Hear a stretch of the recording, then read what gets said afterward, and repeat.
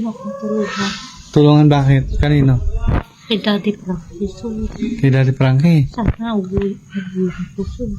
Bakit po uwi ka na? Makakauwi na po sir yung mga anak ko kasi.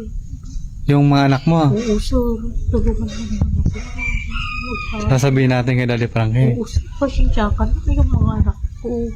Naalala mo yung mga anak mo? Oo sir, kahit na ngayon saan sir, tulungan mo na. Alam mo sir, Opo. tulungan mo naman ako sir. Uwi na. Ano may tutulong ko sa'yo ate? Uwi na ako. Uuwi ka na. Sige na sir. Gusto ko nang umuwi sir. Ikaw sir, tulungan mo ako magsabi kahit na ngayon saan sir. Ngayon talaga. Oo sir, ikaw Kaso bumabagyo, paano yan? Palipasin muna natin yung bagyo kahit na. kahit na sir, tulungan mo na ako sa Paano yun? Hindi bumabagyo pa. kahit na sir, Hmm. tulungan na. Kahit bumabagyo talaga, gusto mo na umuwi. Oo sir, kasi namimiss ko yung mga anak ko. Tulungan mo na ako magsabi sir. Kay Daddy Frankie, sige na sir. Ang maaga pa. Kahit na sir. Kahit na pa rin talagang gusto mo talaga. Sir, tulungan mo ako Si magsabi. Mami Lisa talaga Hindi, gusto, tulungan mo ako magsabi. gusto niya talagang gusto niya talagang Gusto na ako. gusto niya na talagang umuwi. Tulungan mo ako magsabi sir. Ikaw magsabi sir. Sige Mami Lisa. Gusto ko na umuwi sir. Tulungan mo na ako magsabi sir. Kahit na Opo. bumabagyo sir. Kahit bumabagyo talaga. Oo sir. Sir, may sasabihin ako. Sir, gusto ko na umuwi.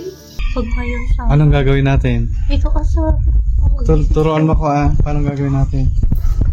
Sana ngayon na ako uuwi sir. Ngayon ka uwi. Oo sir. Paano yun? Ano sasakyan natin? Ito ka sir. Ha? Ito ka sir. Ano sasakyan? Ito sir. Paano Ayun yun? na sir. Oo. Maglalakad tayong dalawa. Ito ka sir. Ihatid ka namin doon. Oo sir. Yay, happy ka na. Pag nandun ka na, happy ka na. Oo sir. Pag nakita mo, ihatid mo ako sir. Kahit na ngayon sa... Ngayon na talaga. Oo sir. Wala, nakakagulat ka naman na Ate Lisa. Sabihin mo sir.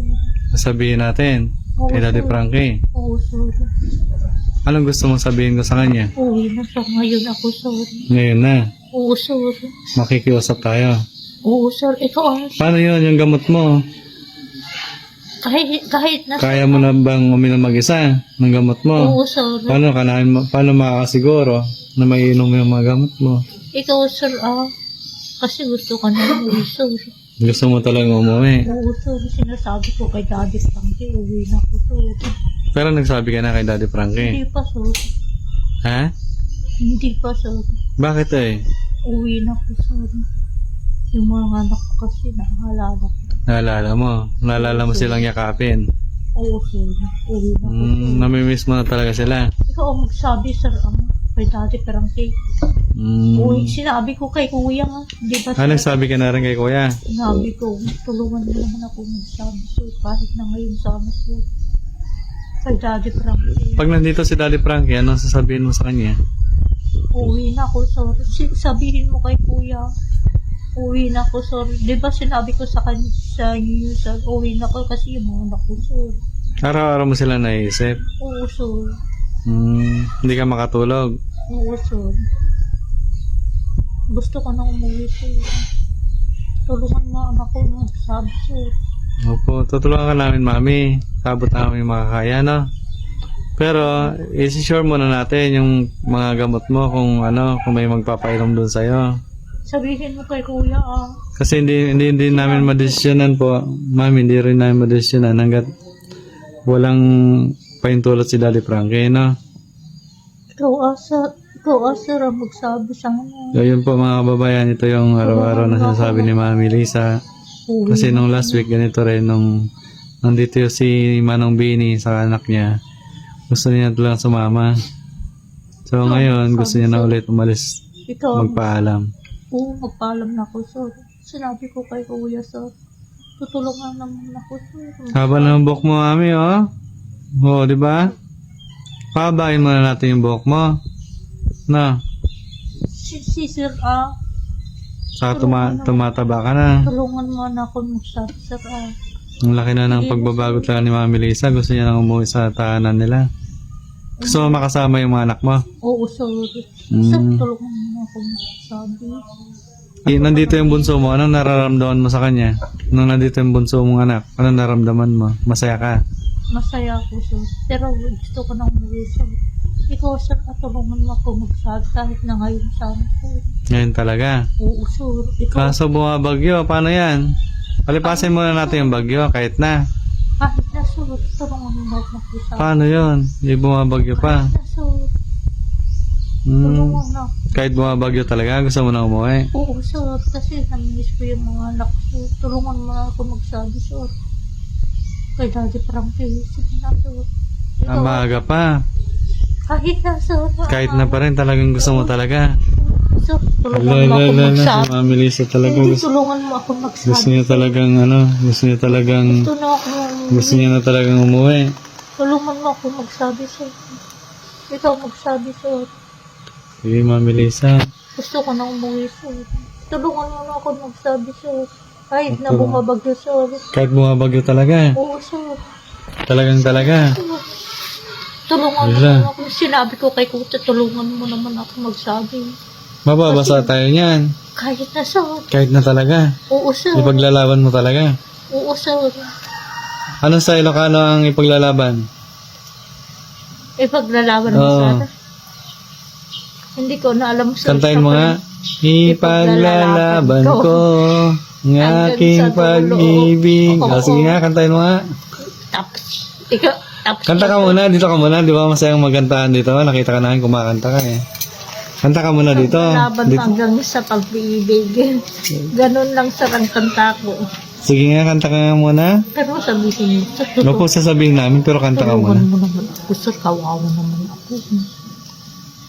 Oo nga, mami. Ikaw magsabi ko na, sir. Sige na, sir. Huwag ka na malungkot. Dapat masaya lang. Pinapasaya ka lang namin, no?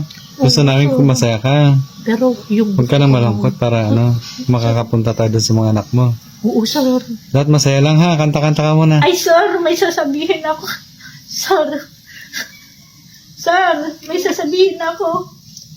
Sir, gusto ko na umuwi.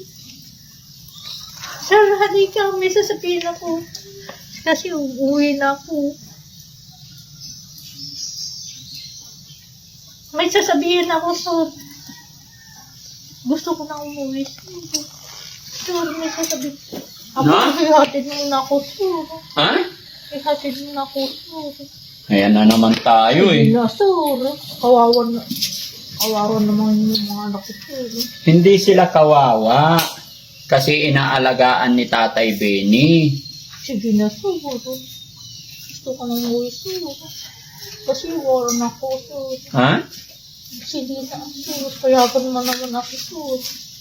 Kasi yung mga anak ko, sir. Paano yung pag-iinom mo ng gamot? Kahit na, sir. Sige na, sir. Yan ka lang. Kaya nga, paano yung pag-inom mo ng gamot? Hinatid mo na ako, sir. Hmm? Sige na, sir. Kaya nga, sagutin mo ko. Paano yung pag-inom mo ng gamot? Kahit na, sir. Kahit na doon sa bahay namin, sir. Sigurado ka. Sigurado, sir. Sige na, sir. Kahit na ngayon, ihatid mo na ako. Kailan ba yung check-up pa niya? Di ba may check-up pa siya isa? September 18 po. Sige na, sir. Ihatid mo na ako. July pa lang na yun. Opo. Next year pa. Ay, next month. Sige na, sir. September 18 pa yung check-up. Opo. Kahit na ngayon, sir. Sige na, sir. Gusto ka nang umuwi, sir. Kawawa naman yung mga anak ko, sir.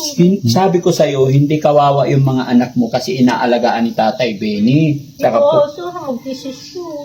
Kaya nga. Payagan ako. Kaya nga, kung ako masusunod, tapusin muna natin yung gamutan. Kahit na hindi ako mag-inom na, sir. Eh, bawal yun para tuluyan kang gumaling. Gusto ko nang umuwi, sir. Sige na, sir. Payagan mo naman ako. Sige na, sir. Payagan mo naman ako, sir. Sige, sige. Ngayon na, sir. Ay, hindi ngayon kasi malakas ang ulan. Pag-uusapan muna namin ng team ko ano maganda. Relax ka lang, kunting panahon na lang. So, ito mga kababayan, no? Araw-araw ganyan po yung sinasabi ni Ate Lisa. Gusto na ako umuwi, sir. Kung ako talaga masusunod mga kababayan, ayaw ko. Kasi dito tuloy-tuloy pag-inom ng gamot, tsaka may oras kasi ang kain eh. Hindi pwedeng magutuman itong mga to, hindi pwedeng malaktawan. Pero ang iniisip ko rin mga kababayan, yung pakikiusap niya.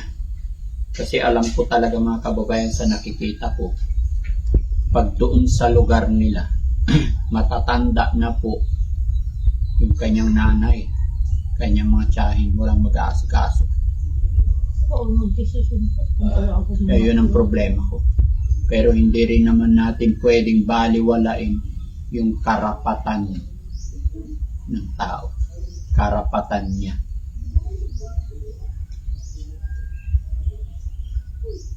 Bigyan niyo ako ng idea mga kababayan. Bigyan niyo ako ng opinion.